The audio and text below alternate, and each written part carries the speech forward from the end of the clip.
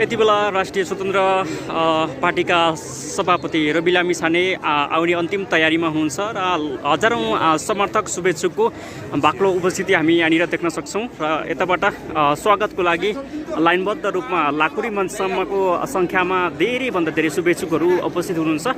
So हामी यति बेला स्वागतको लागि तयारीमा छौं है त।